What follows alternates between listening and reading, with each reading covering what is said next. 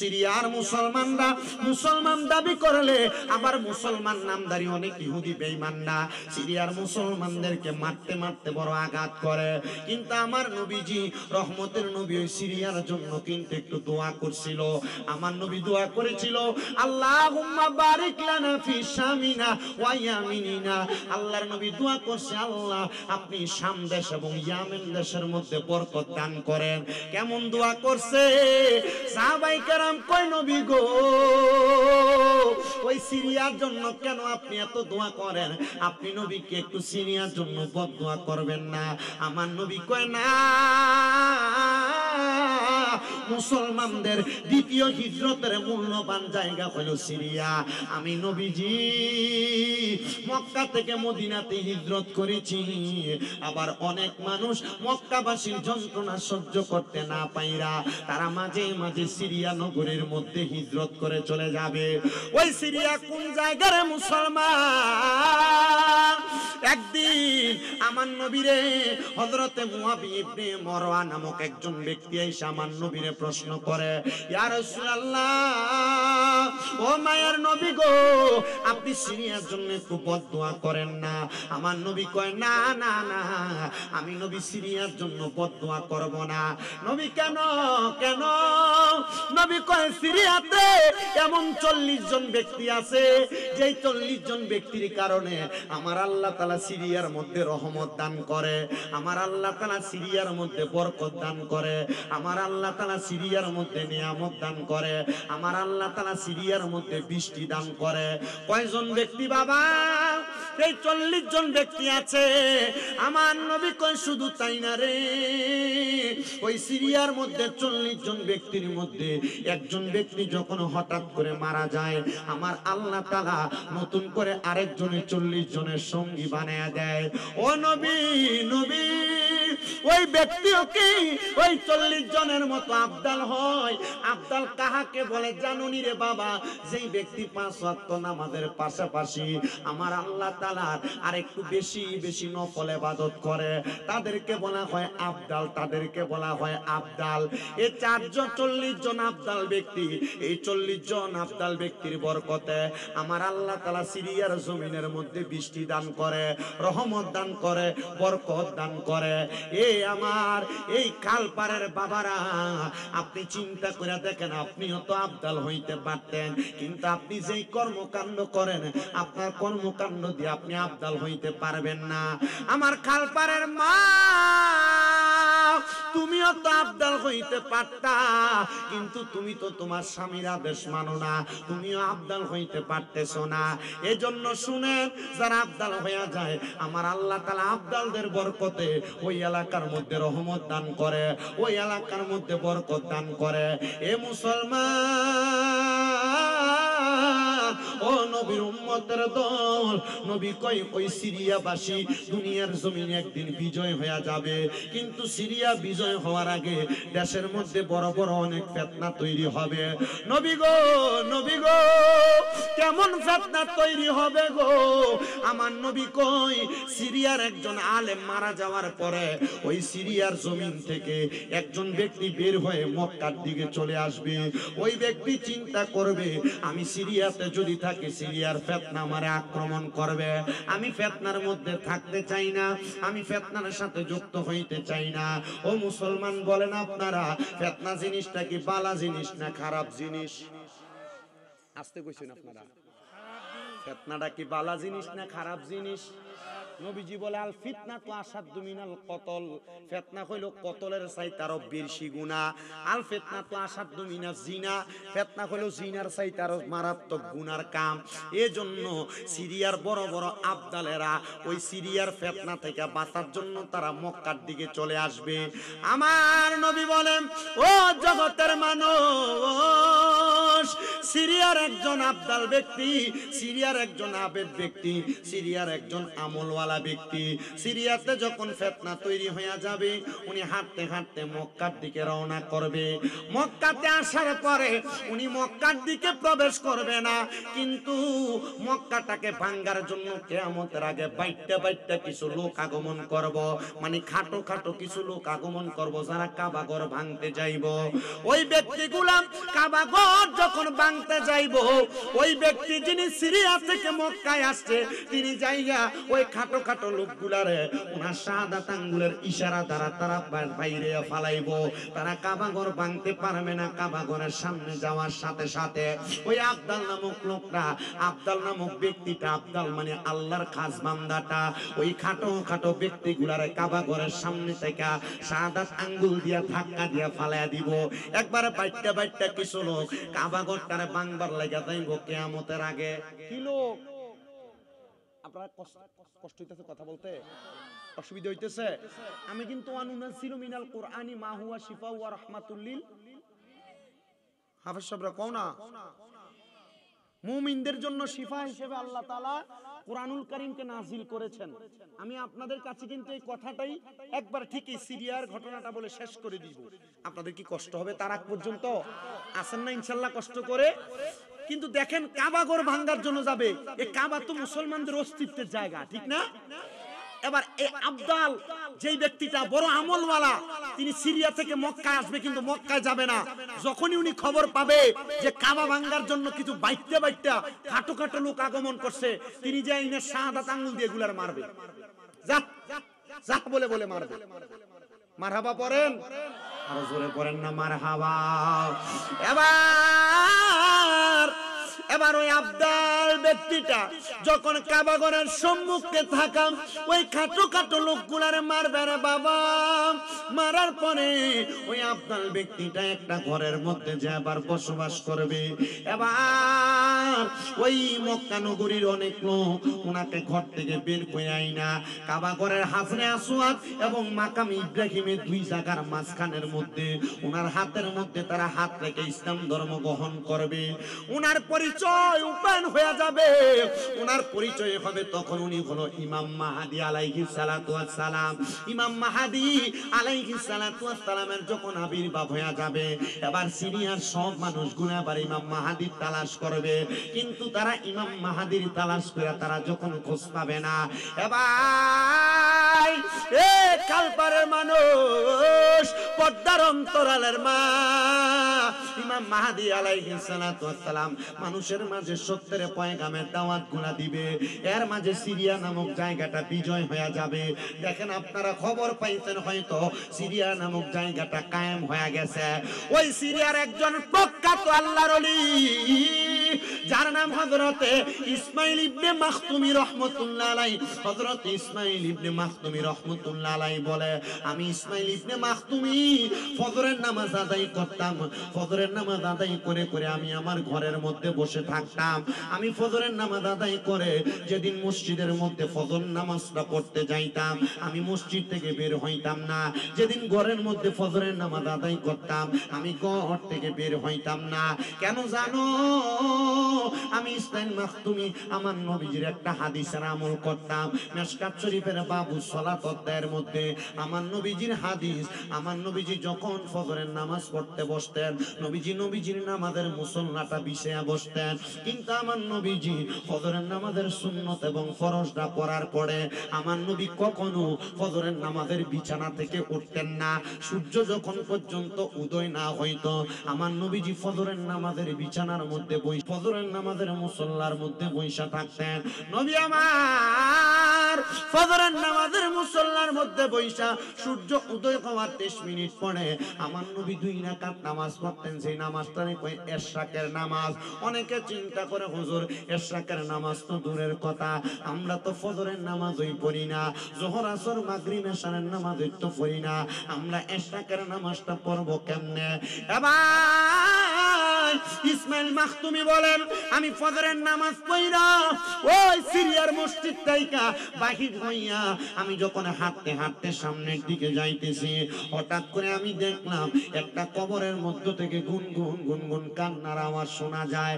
আমি অবাক হয়ে গেলাম, হায় রে, দুনিয়ার জমিনের মধ্যে জীবিত কোন ঘরের মানুষের ঘর থেকে আওয়াজ আসতে পারে, কবরের ভিতর থেকে কেন গুনগুন গুনগুন করে কান্নার আওয়াজ শোনা যায়? এবার আমি কবরটার সামনে যাইয়া আমি আবার কবরবাসীর সঙ্গে কথা বলতেছি। হযরত ইসমাইল আল মাখতুমি বলেন আমি ওই কবরের সামনে যাইয়া যখন কথা বলি গো, ওই কবরবাসীটার আমি জিজ্ঞাসা করলাম, এই কবরবাসী তুমি কেন কবরের মধ্যে এভাবে কান্নাকাটি করো? কবরের বাসিন্দা ডাক দিয়া কয়, ও ইসমাইল মাখতুমি আমি কেন কান্না করি জানো? কেন কান্না করি জানো? বলে কারণ কি, আমি দুনিয়াতে থাকতে আল্লাহ তাআলার একটা কোরআন শরীফ পড়তাম, কিন্তু এই কোরআন শরীফটা আমি মারা যাওয়ার পরে এখন পর্যন্ত আর কেউ একবার খুইলা দেখে নাই।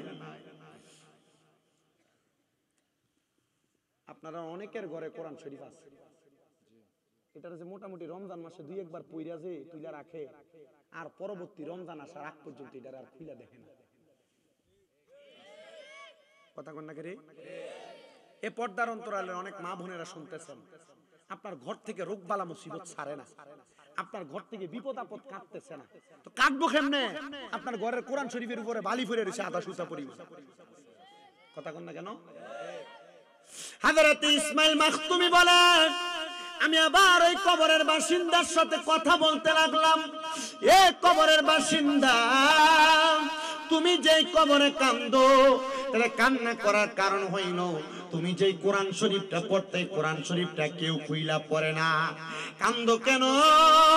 বলে আমি কান্দে কেন জানো রে, আমার নবী না বলেছে কেউ যদি কোরআন শিখা অথবা কোরআন পড়া ভুইলা যায়, এই কোরআন তার লানত দেয়, কোরআন তার অভিশাপ দেয়।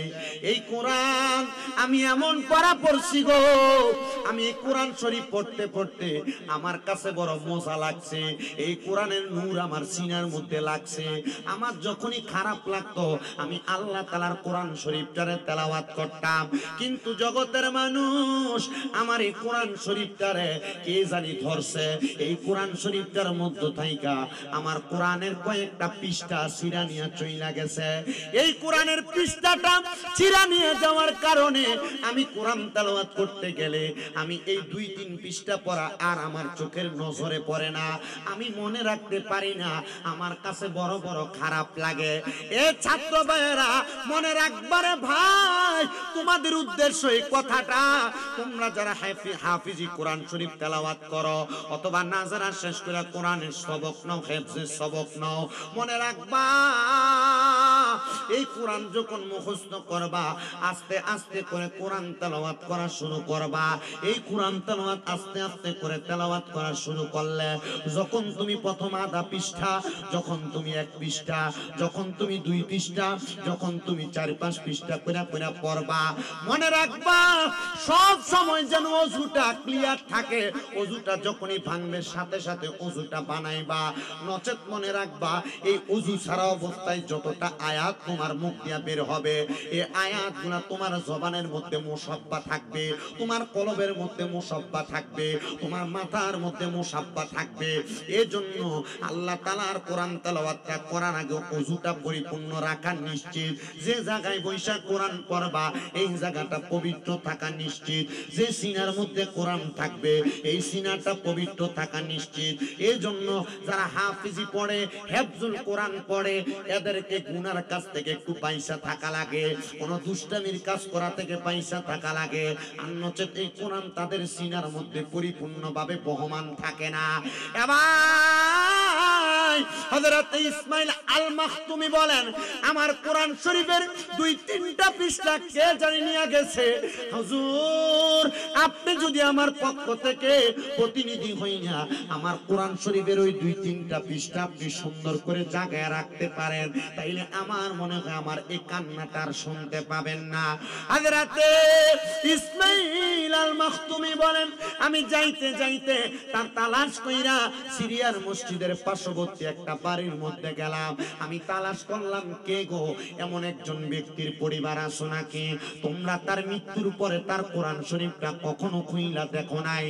একজন মহিলা কয় হুজুর আমরা খুইলা দেখি নাই, তবে গতকালকে আমার একটা বাচ্চা কন্যা সন্তান দুনিয়াতে জন্মগ্রহণ করেছে, আমার স্বামী ইন্তেকালের 7 মাস পরে। হুজুর ও হুজুর গো আমার স্বামী বাচ্চাটা আমার গর্ভের মধ্যে 3 মাস রাইখা ইন্তেকাল করেছিল, কিন্তু আমার বাচ্চাটা বড় হওয়ার পরে আমার বাচ্চাটা ওই দিনে কোরআন শরীফ তার হাত দিয়ে টান দিয়ে ফেলে দিছিল।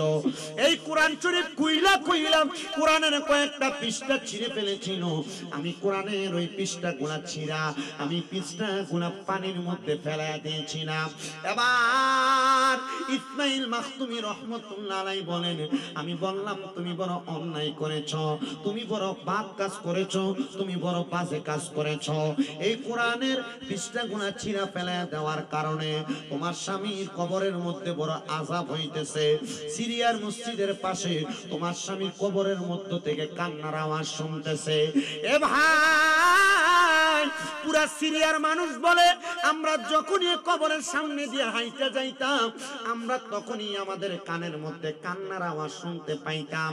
এই কান্নার আওয়াজটা শুই না আমাদের কাছে বড় ভয় ভয় লাগতো। একটা কবর, এই কবর থেকে কান্নার আওয়াজ আসে, এটা তো ভালো জিনিস বোঝায় না। এ মহিলা ওই কোরআন শরীফটা আমার কাছে দাও। হযরতে ইসমাইল আল মাখতুমি বলে কোরআন শরীফটা আমি আমার হাতে নিয়া আমি তাকায়া দেখলাম এই কোরআন শরীফের 3টা পাতা নাই, 3টা পৃষ্ঠা নাই। আমি আমার নিজ হাতে কোরআন শরীফের 3টা পাতার মধ্যে যেই লেখাগুলা ছিল প্রত্যেকটা লেখা সংশোধন কইরা আমি এই কোরআন শরীফের মাঝখানে রেখে দিলাম। রাখার পরে এবার দামেস্কের মসজিদের ওই কবরস্থানের সামনে দিয়া যাওয়ার সময় আমি এবার যখন ওই কবরবাসীর কাছে প্রশ্ন করলাম, আমি দেখলাম কোনো কান্নার আওয়াজও আসে না, আমার সঙ্গে কেউ আর কোনো কথাও বলে না। আমি এবার যখন কবরের সামনে দাঁড়ায় দাঁড়ায় বলি, কিরে এ কবরবাসী এখন বুঝি তুমি আর কান্দো না, এখন বুঝি আমার সঙ্গে কথাও বলো না, এখন বুঝি তোমার কাছে শান্তি লাগে, কিন্তু আমি ইসমাইলের সাথে তারা আর কোনো কথা বলে না। এবার আমি নিয়ত করলাম আমি আমার আল্লাহ তাআলার কাছে এই ব্যক্তিটার সঙ্গে আরেকবার কথা বলতে চাই। আল্লাহর বান্দা গভীর রজনীতে তাহাজ্জুদ নামাজ পড়া পড়া আমার আল্লাহর কাছে বারবার দোয়া করে, ও আল্লাহ এই বান্দার সাথে আমি আরেকবার কথা বলতে চাই, যে বান্দার কবরের মধ্যে এখন কেন আর কান্নার আওয়াজ শোনা যায় না। হযরত ইসমাইল মাখতুমি বলেন, আমি যখন আল্লাহর কাছে ফরিয়াদ করলাম নামাজের সিজদার মধ্যে যাইয়া চোখের পানিগুলা ফালায়া ফালায়া আমি কান্না করতেছি, এমন টাইমে আমি দেখলাম আমার কানের মধ্যে একটা বাতাস লাগতেছে আর আওয়াজ লাগতেছে, কে যেন আমারে ডাকতেছে, ও ইসমাইল ঘুম থেকে উঠে যাও। আমি ঘুম থেকে জাগ্রত হইয়া আমি চক্ষুটা খুইলা দেখলাম আমার ঘরের মধ্যে সাদা রঙের পোশাক পরিহিত অনেকগুলা ব্যক্তি আমার সামনে দাঁড়ায় আছে। আমি জিজ্ঞাসা করলাম, কারা গো আপনারা? বানান তো আপনার পরিচয় কি কি আপনি? উনি বলে, যার কান্নার আওয়াজ পুরা সিরিয়ার মানুষ শুনেছে আমি হইলাম সেই ব্যক্তি ইসমাইল। ও মাখতুমি, শুধু আমার কান্নার আওয়াজটা না এলাকার মানুষ শুনেছে। তুমি কি জানো এই সিরিয়ার মধ্যে এমন একটা অবস্থা হয়ে যাবে কারোর কান্নার আওয়াজ কেউ শুনতে পাবে না। হয়তো আপনারা অনেকে দেখেছেন সিরিয়ার একটা বাচ্চা 2-3 বছর আগে মোবাইল ভিডিও ফুটেজের মাধ্যমে একটা ভিডিও বাইর হয়েছিল। বাচ্চাটা আরবিতে বলতেছে, আমাদেরকে যে ইহুদিরা মারছে আমি আল্লাহর কাছে বইলা দিব, আল্লাহর কাছে বিচার দিয়া দিব। ওই ইসমাইল মাখতুমি বলে, তুমি কি কথা শুনাই না? তোমার কবরের আওয়াজ শুনতে পাইছে মানুষ।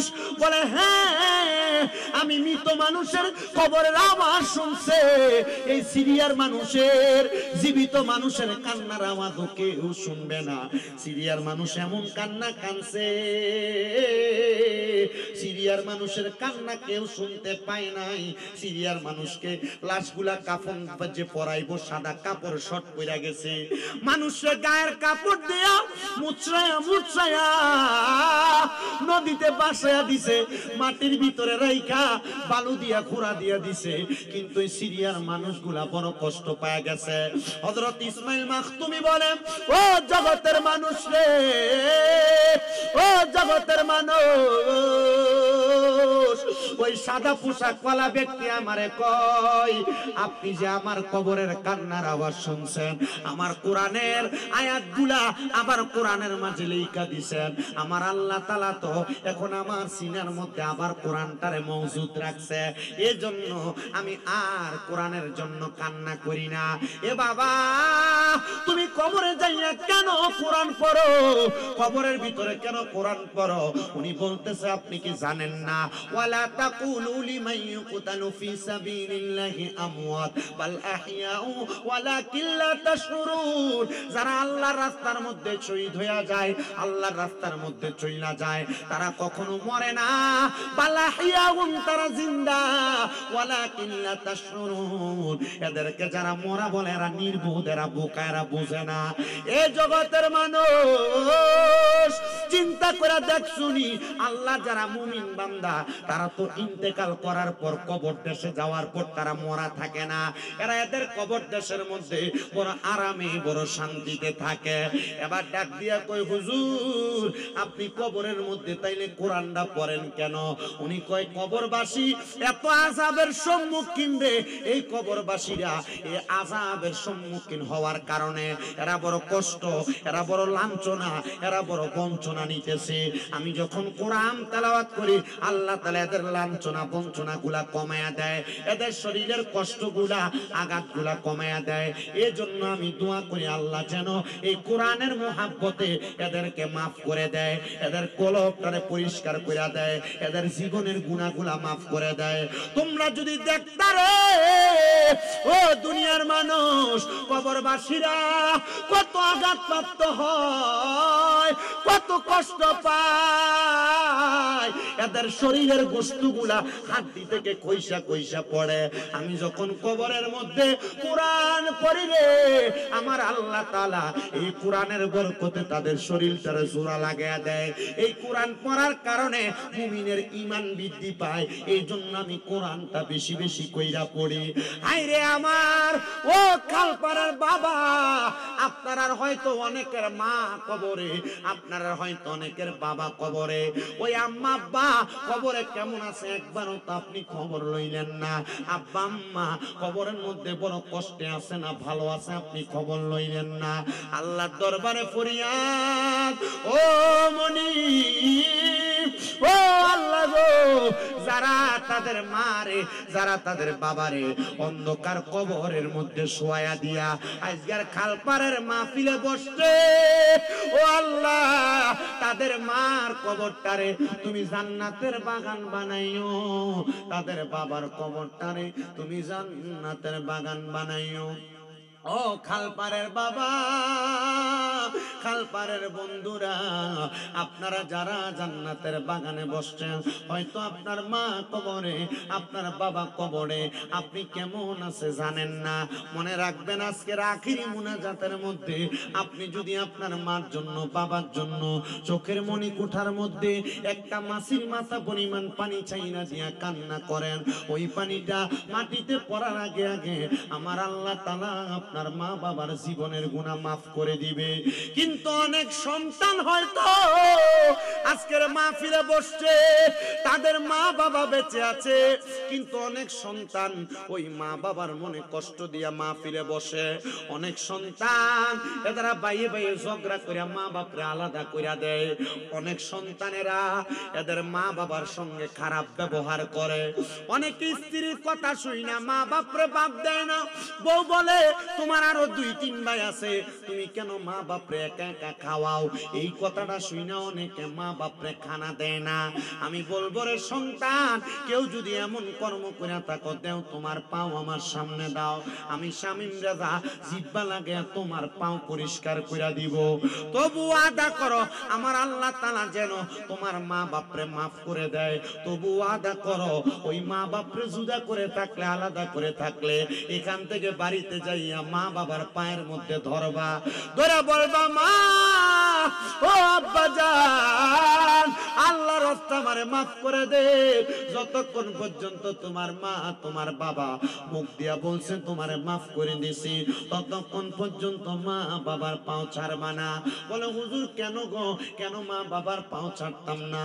আজকের মাহফিল কবুল হবে কি হবে না এটার গ্যারান্টি কেউ দিতে পারবে না, তবে আমি শামীম রাজা একটা গ্যারান্টি দিয়া যায়, যদি তোমরা এখান থেকে বাড়িতে যে মা বাবার পায়ে ধরে মাপ চাও, আম্মা আব্বার মধ্য থেকে যদি একজন বাবা আগামী কালকে খালপাড়ের চা দোকানে পয়সা বলে, হ্যাঁ শামীম রাজার ওয়াজ শুই না আমার ফুতে রাত্রবেলা আমি আব্বার পায়ে ধরে মাপ চাইছে, কিন্তু কোনোদিন আমার ফুতে আমি বাবার লগে অন্যায় করে নাই, মনে করবা মাহফিল কবুল হয়ে গেছে। কারণ কি রে, কারণ কি? আম্মা আব্বার পায়ে ধরলে তোমার দাম কমবে না, আম্মা আব্বার পায়ে ধরলে তোমার সম্মান কমবে না।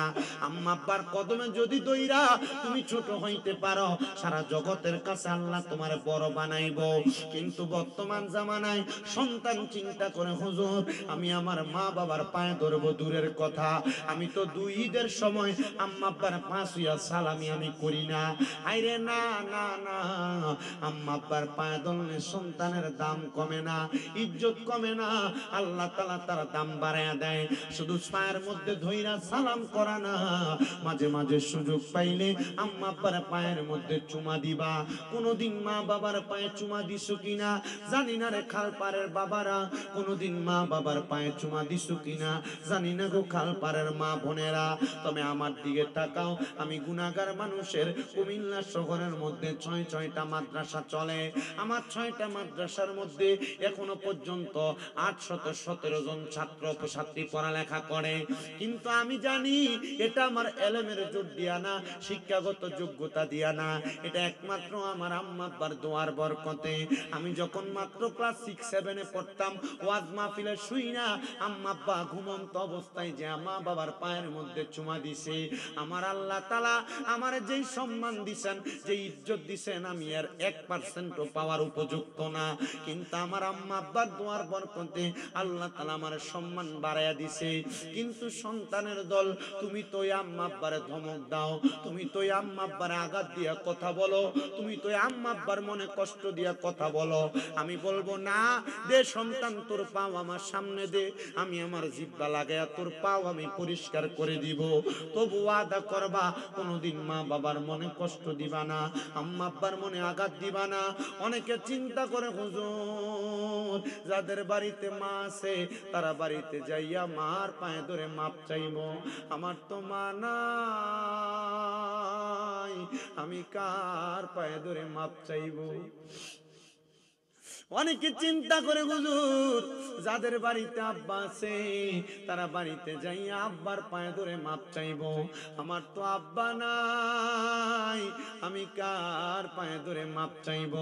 সন্তান চিন্তা করবা না, আব্বা আম্মা যদি না থাকে, আল্লাহর নবী তো সিস্টেম শিখিয়ে দিতে দোয়া করার।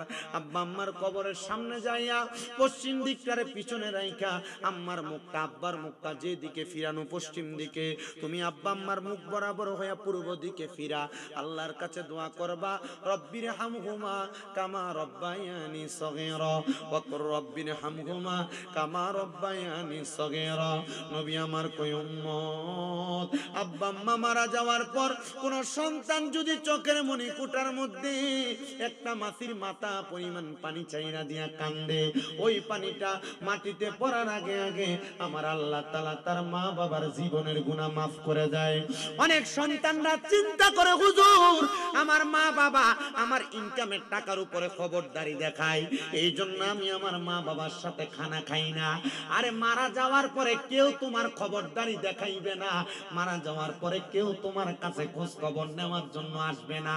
মা বাপ যদি খারাপও হয়, আল্লাহর নবী তো বলতেছে যদি বেশ্যাও হয়, ওই আম্মা আব্বার দাম কিন্তু সম্মানের কাছে মা বাবার দাম। নবীজিকে সাহাবায়ে কেরাম বলে নবী গো আমার মা ইহুদি, আমি কি আমার মারে সম্মান করব? নবী কয় যতক্ষণ পর্যন্ত তোমার মা তোমারে শিরকের আদেশ না দেয় ততক্ষণ পর্যন্ত তুমি তোমার মারে সম্মান করবা, ইজ্জত করবা। শুনেন না প্রখ্যাত নবীজির একজন সাহাবীর কথা, হযরতে আবু হুরায়রা রাদিয়াল্লাহু তাআলা আনহু, তিনি বলতেছেন জগতের মানুষ আমি যখন নবীজির দরবারে আসা যাওয়া করতাম, নবীজির ধর্মটা আমার কাছে ভালো লাগা গেছে। আমি নবীজির দরবারের বারান্দা থাইকা একদিন আমার নবীকে কইলাম ইয়া রাসূলুল্লাহ ইসলাম ধর্ম তো আমার কাছে ভালো লাগে, আপনি আমারে ইসলাম ধর্মের কালেমা পড়ায়া দেন। আবু হুরায়রা ইসলাম কবুল করছে। ইসলাম ধর্ম কবুল কইরা হযরতে আবু হুরায়রা রাদিয়াল্লাহু তাআলা আনহু বাড়ির দিকে রওনা করছে।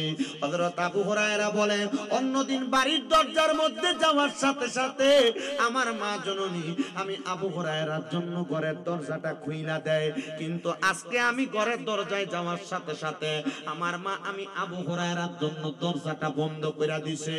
আমি বারবার ডাক দিলাম মা দরজাটা খোলো না গো মা। আমি তিনবার ডাক দেওয়ার পর আমার মা দরজাটা খোলে নাই। আমি আবু হুরায়রা বারবার ডাক দেই, আমার মা দরজা খোলে না।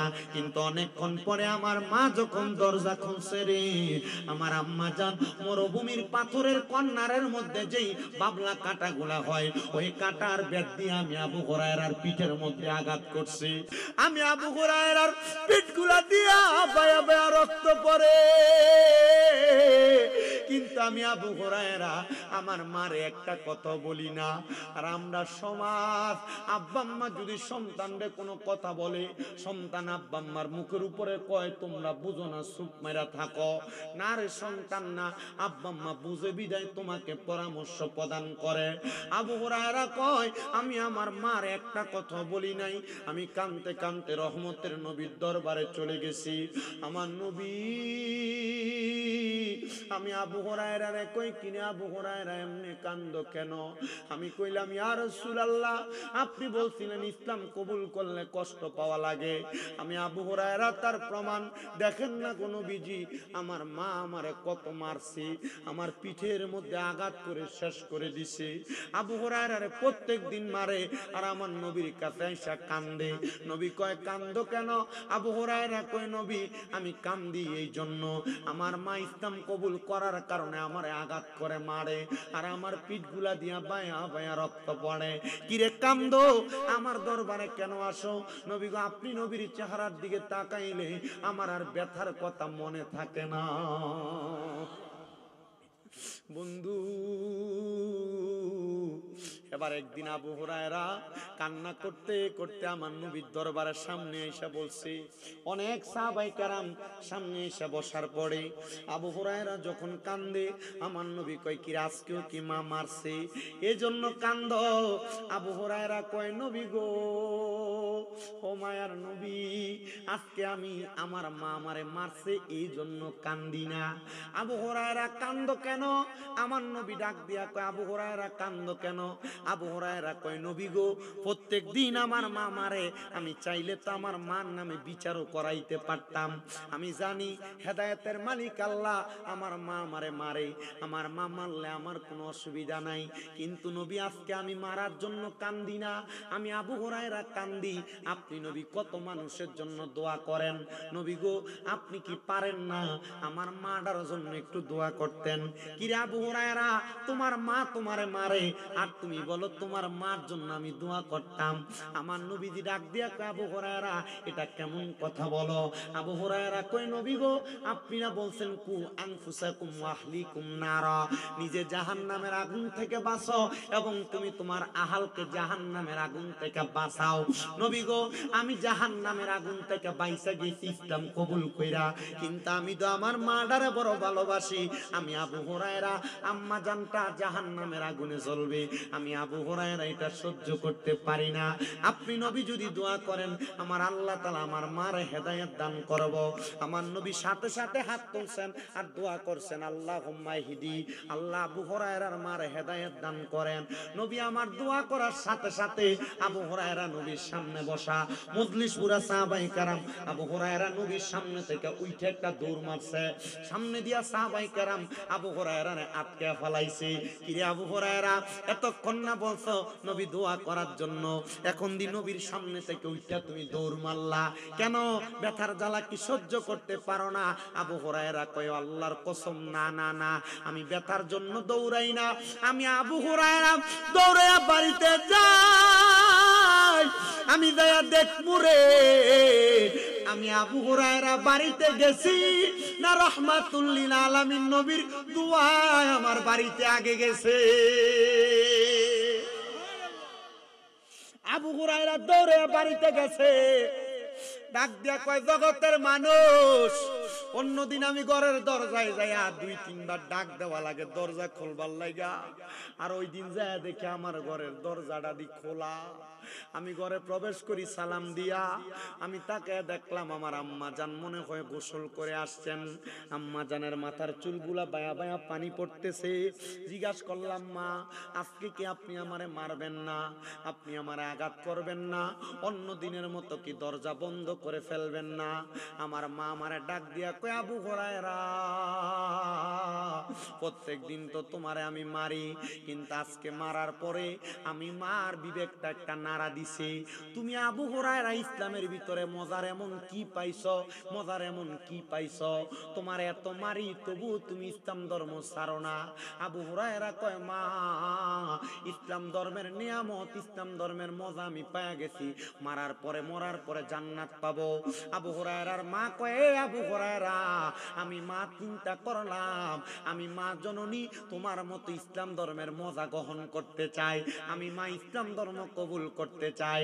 আবু হুরায়রা কয় বাড়িতে আইসা দেখলাম রে আমার আগে রহমতের নবীর দোয়া আমার বাড়িতে চলে আসছে। আমার খালপাড়ের বাবা ও খালপাড়ের বন্ধুরা, আজকের মাহফিল একটা তাজ্য প্রমাণ। এই খালপাড়ের মাহফিলের উসিলায় আল্লাহ তাআলা খালপাড়ের কবরবাসীর কবর আযাব মাফ করে দিবে। কথা কোন না ঠিক কিনা? অনেকের মা কবরে, অনেকের বাবা কবরে, আল্লাহ তাআলা কবরে কেমন রাখছে মা বাপরে আপনি জানেন না। সন্তান আপনার মা বাবা আপনার লাখ লাখ টাকার জায়গা জমি দিয়া গেছে, ওই জায়গা জমিতে আপনি থাকতেছেন, ওই জায়গা জমি আপনি ব্যবহার করতেছেন।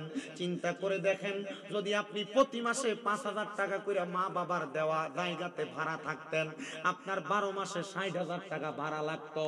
ওই মা বাপ যদি বাইচা থাকতো, সন্তান যদি আপনি প্রতি মাসে মা বাবার 1,000 টাকার ফল কিনা খাওয়াইতেন, 12 মাসে 12,000 টাকার ফল মা বাপরে খাওয়ানো লাগতো।